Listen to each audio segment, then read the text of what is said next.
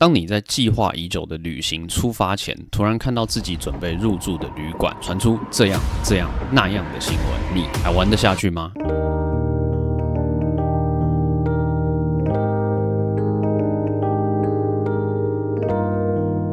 继上次礁溪寒木之后 ，RLK 总觉得那一趟旅程虽好，但还是有许多遗珠之憾。于是我就给自己再加码上强度。这次我的目标很明确，就是在原有的基础上，什么都要比礁溪寒木再好一点。换言之，房间内附汤屋不能少，交通方便程度至少一样好，品牌国际连锁档次高，特色餐饮能吃饱。如果晚上肚子饿得不得了，最好隔壁还有麦当劳。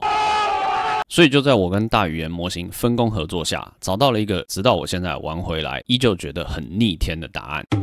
本片主角花莲杰西爱美度假酒店就是我找到的最佳解。不过我当初是抱持着相当程度怀疑下定。一开始我除了确定他们家可以用 Marriott Bonvoy 订房，排除涉诈钓鱼网站以外，其他很多地方真的是问号满满。主要原因就是这间饭店很新，又能泡汤，又在花莲市区，又是爱美品牌，怎么网络上的声量比较小，也没什么像样的游记。不是，我真的很担心做了节目以后流量又没了。不过好在他们家员工素质很在线，我打电话去接待那边，很快就给出答案。首先，只要你订温泉房型，就会有房内温泉。只是这个探索温泉房，它其实就是摆了个正方形大浴缸，其他更高级的房型就是浴室多了花岗岩设计。但我后来研究了一下，都到了爱美的等级，房间档次可能会低吗？浴室设施可能会差吗？重点是在房间泡温泉就好了，其他真的不重要。我绝对不会说因为这是最便宜的温泉房才选它的。第二点就是这个杰西到底是怎么一回事，而它跟一开始新闻关联又是，卖个关子，让我们先一起来看开箱。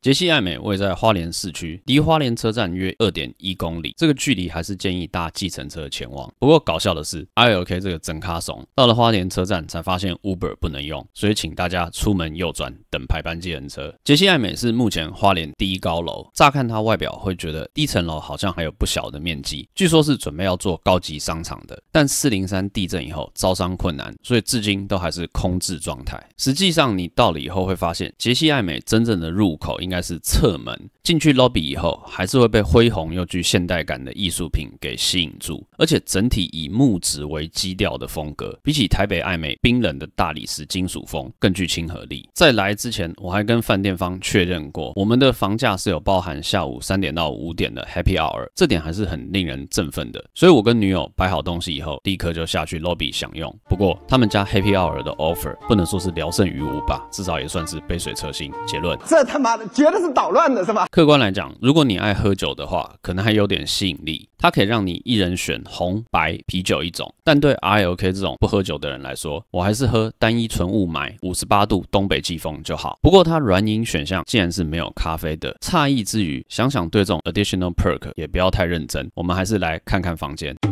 一进房间，不得不说，真的是贼大。虽然只比礁溪寒木大了1台坪，但因为它应用了现在饭店常见的开放式卫浴，所以观感上特别开阔。虽然我先前大赞寒木的房间布局，但看到杰西爱美的设计，又觉得如果不是那种与世隔绝的纯景观旅馆，其实好像专注于打造室内空间，比起硬要有阳台跟露天风吕更有意思。结论 ，RLK 对饭店风格的评价跟比特币区块链账本的原理一样，请参照最长的链。 Bro, what are you talking about, man? 另一点很能体现这间饭店档次的地方，就属于它的房间设备，全自动遮阳帘跟纱窗 ，TWG 茶包 ，Nespresso 胶囊，松下保湿吹风机，按钮式的汉斯格雅卫浴，甚至还有 Bennett Olufsen 的蓝牙音箱。如此画龙点睛之笔，还是无法让 RLK 释怀为啥洗脸台不是双台盆。不过有2个地方必须吐槽，就是他们为了响应环保措施，需要让顾客自己去走廊装水。虽然说他们家饮水机的气泡水真的很不错，但为什么我都住爱美了，还搞得跟公司茶水间一样？另一点就属于纯打脸了。在 Marriott Bonvoy 上，杰西爱美是有注明夜床服务的，但实际上我在行前做功课跟去了以后，发现就是没有。以爱美这个等级其实是不太合理，但也侧面证明旅馆人力是真的有些吃紧。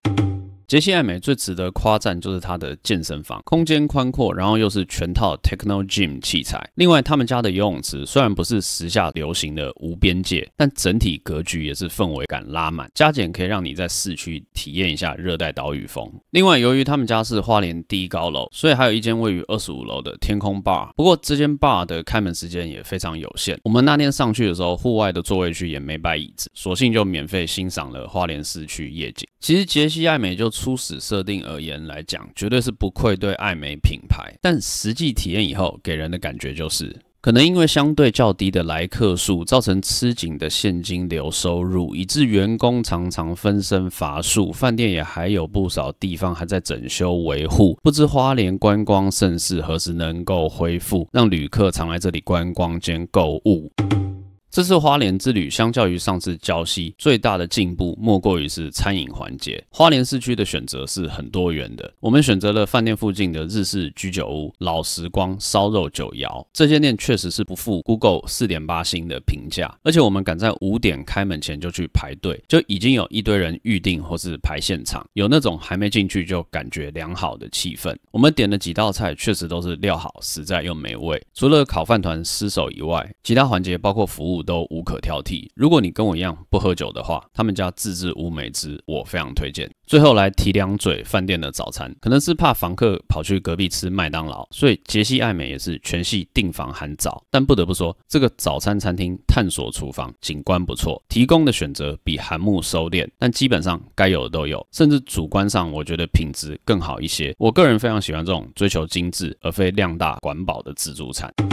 到这里就可以揭晓一开始的答案。很幸运的，我俩本次旅程并没有碰到可以归咎为饭店方的营运疏失。即便外墙修缮持续进行中，还有电梯维护，然后人力也确实蛮吃紧的，但总体而言瑕不掩瑜。而且我认为杰西爱美绝对是花东独一档的存在。讲完了开箱跟心得分享，现在就该是时候来揭晓杰西的真面目。杰西其实就是这间饭店业主青鹏股份有限公司的负责人王小青的 English name。她是号称河南王王任生的女儿。王任生是一位典型享尽世界工厂红利的台商，并且因为眼光好、布局早，更称霸了河南省的零售业。旗下丹尼斯大卫城是河南最顶奢的商场，汇集了 LV、Chanel 以及爱马仕3巨头。至于这个丹尼斯，就是他大儿子的名字，大卫则是二儿子的名字，配上老三的杰西，只能说命名原则非常的一致。不过他们家在对岸经营的怎样，真的不是重点。个人建议最好趁这间饭店还是9成新的时候去入住，因为以当前的客流量跟人力缺口来看，未来会怎么发展真的不好说。希望下次有机会二访的话，它能够以最完整的状态呈现给旅客。如果真的没办法的话，你现在赶快去才是真正意义上把握当下。好，那今天节目就到这边，喜欢的话请别忘了订阅、点赞、转发，我们下集再见。